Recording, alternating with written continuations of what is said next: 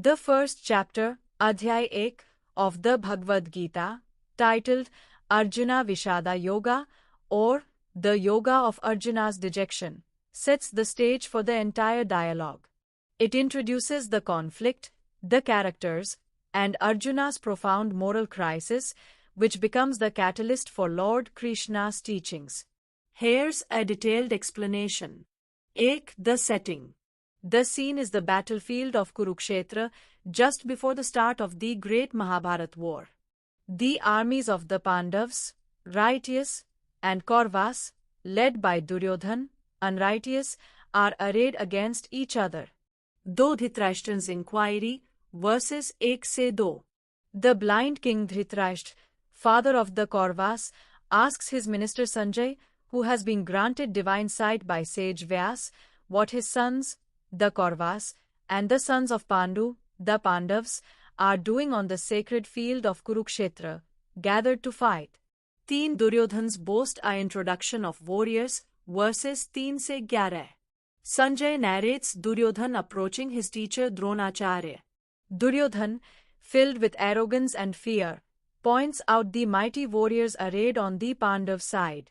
Yudhishthir, eldest Pandav, Bhima, Arjuna, Satyaki, Virata, Drupad, Dhrishtaketu, Chekitana, Kasiraja, Kuntibhoja, Shaibya, Yudhamanyu, Uttamojas, Abhimanyu, and the sons of Draupadi.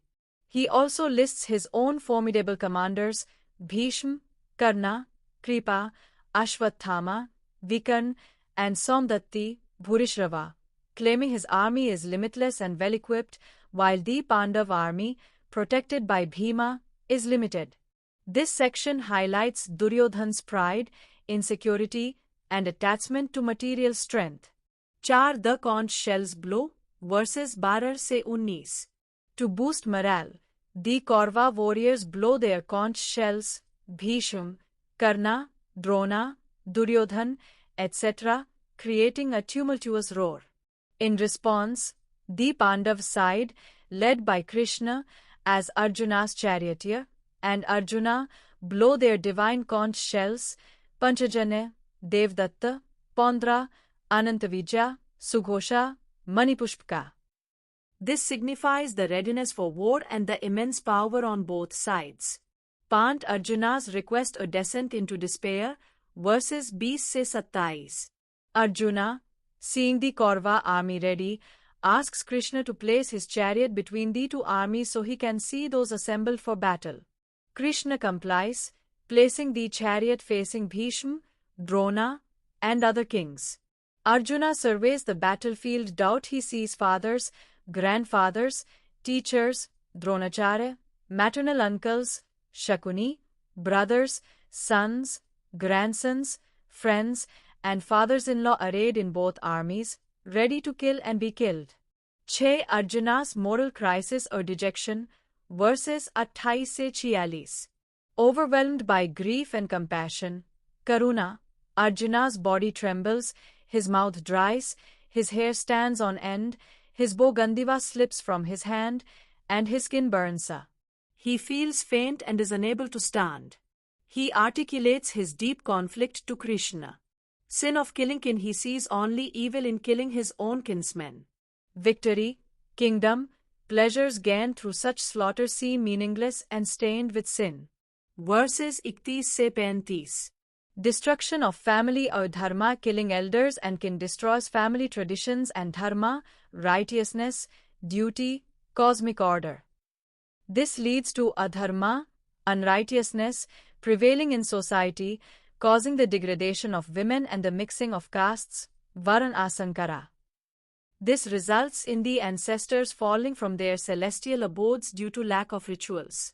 The sins of destroying the family will haunt the perpetrators forever. Verses 36-43. Preferring death over victory, Arjuna declares it would be far better for the Kauravas to kill him, unarmed and unresisting, than for him to fight and kill them. Verse 45-46. This is the core of Arjuna Vishada Yoga, his complete mental and emotional collapse, rooted in attachment, raga, compassion misapplied in the context of duty, swadharma, and confusion about the right action. 7. Arjuna surrenders, verse 47. Utterly dejected, overwhelmed by sorrow, and casting aside his bow and arrows, Arjuna sinks down onto the seat of his chariot, declaring to Krishna, I will not fight. Key themes or significance of Chapter 8. 8. The catalyst. Arjuna's profound crisis of conscience is the essential trigger for the Bhagavad Gita. Without his despair and surrender, I will not fight, Krishna's divine discourse would not occur. Though the human dilemma, it presents a universal human conflict, the struggle between duty, swadharma, and emotion attachment, raga, between head and heart, especially in situations involving painful choices and relationships. Teen attachment versus detachment. Arjuna's grief stems from his deep attachment to his family, teachers, and the fear of the consequences of his actions. This sets the stage for Krishna's teachings on detachment, vairagya, and performing duty without attachment to results, karma yoga. 4. The nature of true compassion. While Arjuna's compassion seems noble, Krishna will later explain that true compassion lies in upholding dharma, even if it requires difficult action. Avoiding one's duty out of misplaced pity is not true compassion. Pant. The illusion of the physical body. Arjuna identifies his opponents solely by their physical bodies and relationships, my uncle, my teacher.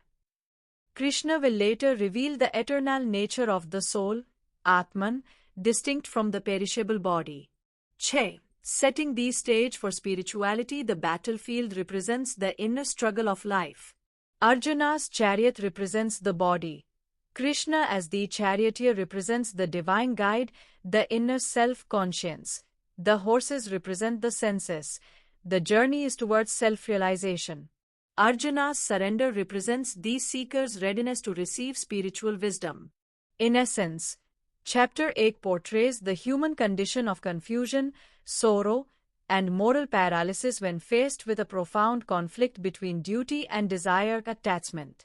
Arjuna's complete surrender to Krishna, I am your disciple, at the end of this chapter creates the perfect opening for the timeless spiritual teachings that begin in chapter 2. It establishes the problem that the rest of the Gita solves.